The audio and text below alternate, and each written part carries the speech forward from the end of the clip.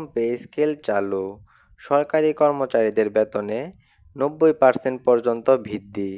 তো দর্শক, আজকে আমার দেশ পত্রিকায় সরকারি চাকরিজীবীদের জন্য একটি গুরুত্বপূর্ণ প্রতিবেদন প্রকাশিত হয়েছে, তাই ভিডিওটি না টেনে শেষ পর্যন্ত দেখুন। আর এখন পর্যন্ত যারা আমাদের চ্যানেলটি সাবস্ক্রাইব করেননি, দ্রুত সাবস্ক্রাইব করে ফেলুন। মহার্ঘ ভাতা ও নবম পে স্কেলের সর্বশেষ আপডেট সবার আগে পেতে আমাদের চ্যানেলটি সাবস্ক্রাইব করে রাখুন। তো দর্শক, দীর্ঘ সময়ের অপেক্ষার পর অবশেষে সরকারি চাকরিজীবীদের জন্য বহুল প্রত্যাশিত নবম পে স্কেলের প্রজ্ঞাপন প্রকাশিত হয়েছে। আজকের এই গুরুত্বপূর্ণ বৈঠকে সিদ্ধান্ত অনুমোদিত হয় এবং অর্থ মন্ত্রণালয় থেকে আনুষ্ঠানিকভাবে জানানো হয়।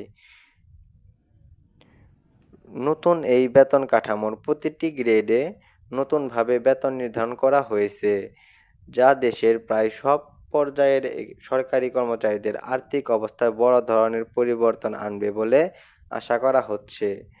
যদি আপনি একজন সরকারি চাকরিজীবী হয়ে থাকেন, তাহলে আজকের এই আপডেট আপনার জন্য অত্যন্ত তাৎপর্যপূর্ণ।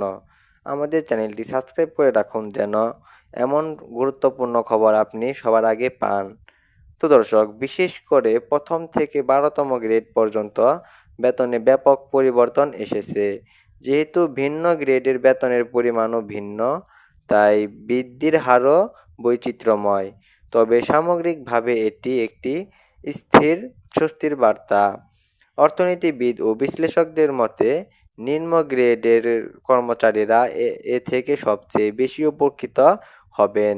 তাদের জন্য বেতনের পরিমাণ অনেকটাই বেড়েছে, যা পরিবার চালাতে এবং ভবিষ্যতের জন্য সঞ্চয় করতে সহায়ক হবে। উচ্চ গ্রেডের কর্মকর্তাদের বেতনেও সমন্বয় আনা হয়েছে, তবে সেই বৃদ্ধির হার কিছুটা সীমিত রাখা হয়েছে যেন সামগ্রিক ভারসাম্য বজায় থাকে।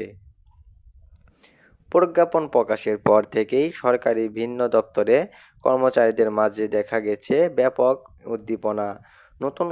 নতুন কাঠামোর ফলে কর্মস্পৃহা ও উৎপাদনশীলতা বাড়বে বলে মনে করছেন সংশ্লিষ্টরা। তরুণদের মধ্যে সরকারি চাকরির প্রতি আকর্ষণ বাড়াতে এবং সরকারি চাকরির ব্যবস্থাকে আরও আকর্ষণীয় করতে এটি হবে একটি ইতিবাচক পদক্ষেপ। আজ প্রকাশিত প্রজ্ঞাপনের মূল কিছু দিক নিচে তুলে ধরা হলো। প্রথম থেকে 10তম গ্রেডে সর্বোচ্চ 50% পর্যন্ত বেতন বৃদ্ধি। 11 থেকে 20তম গ্রেডে সর্বোচ্চ 90% পর্যন্ত বেতন বৃদ্ধির প্রস্তাব।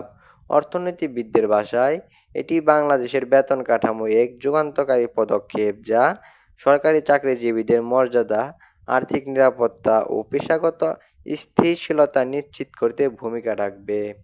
তো দর্শক, আজকে এখানেই শেষ করছি।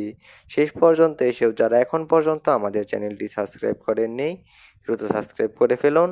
মহার্ঘ ভাতা ও নবম পে স্কেলের সর্বশেষ আপডেট সবার আগে পেতে আমাদের চ্যানেলটি সাবস্ক্রাইব করে রাখুন। ধন্যবাদ।